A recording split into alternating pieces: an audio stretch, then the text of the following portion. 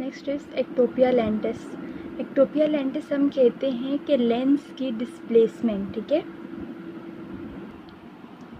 Lens अपनी normal position से displace हो जाता है। अब नॉर्मल पोजीशन क्या है हमारे पास लेंस की, ये आइरस है और आइरस और ये पीछे विट्रियस है, तो ये विट्रियस और आइरस के दरमियान में पड़ा होता है।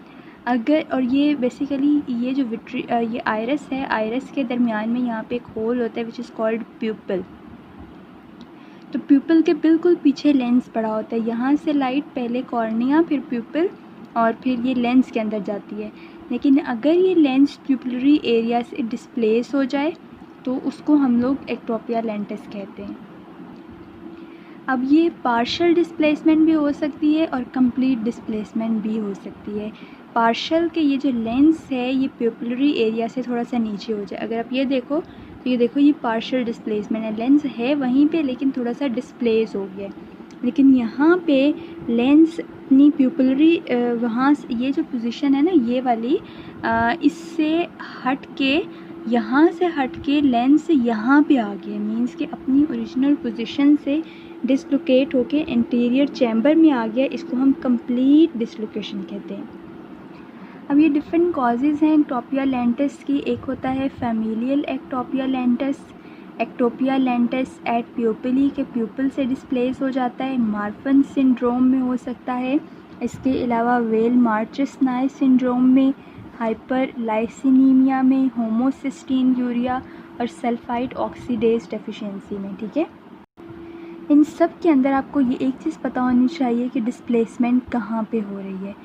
ये हमारे पास ये आई है ना, तो ये पीछे इसके लेंस पड़ा हुआ है, लेंस ऊपर की तरफ जा रहा है, नीचे की तरफ आ रहा है। ये किस तरफ को जा रहा है, जिस तरफ यहाँ पे देखो तो ये लेंस जो है वो सुप्रोटेम्पोरल, ये आइज़ का मीडियल पोर्शन है और ये लैटरल साइड है, ठीक है।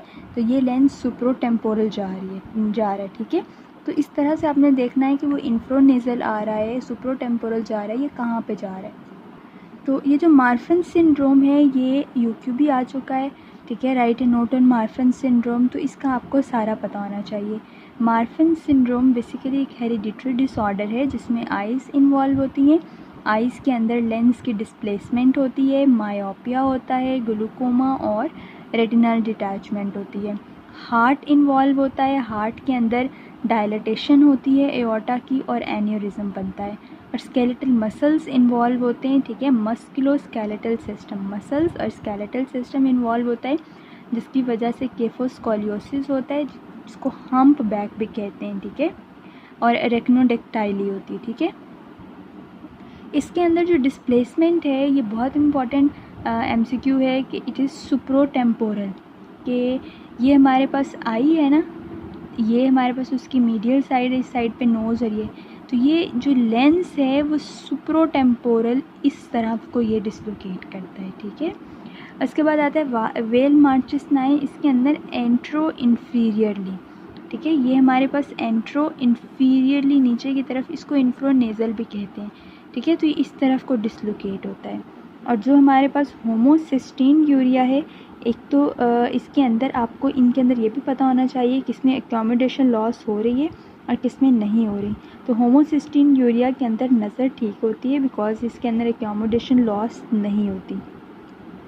इसके अंदर डिस्प्लेसमेंट इंफ्रोनेज़ल है, जबकि मार्फन सिंड्रोम में एक्कोमोडेशन जो है वो इसके अंदर एक्कोमोडेशन नॉर्मल होती है तो नज़र कमज़ोर नहीं होती, नज़र सही आता है। लेकिन होमोसिस्टीन यूरिया में एक्कोमोडेशन लॉस होती है इसलिए इसके अंदर नज़र नहीं आता, ठीक है।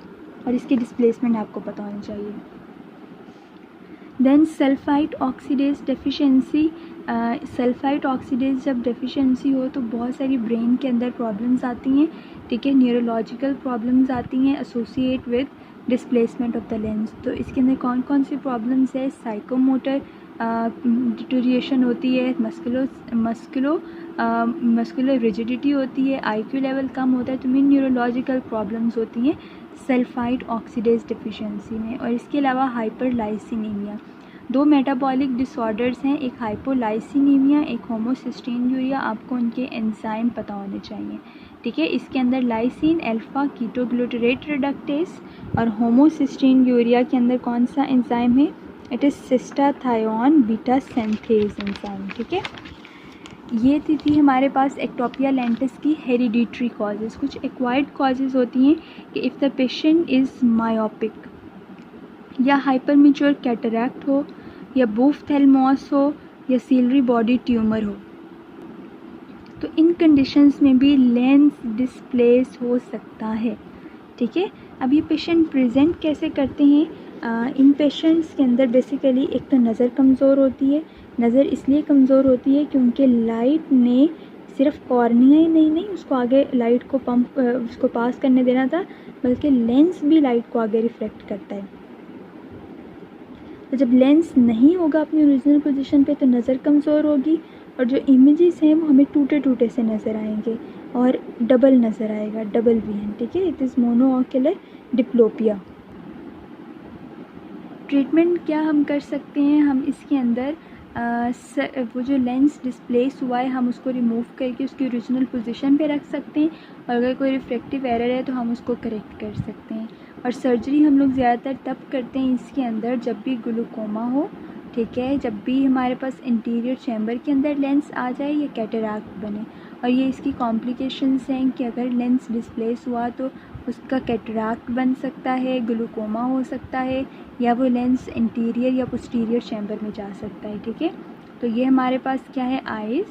आइरिस, ये है लेंस, ठीक है।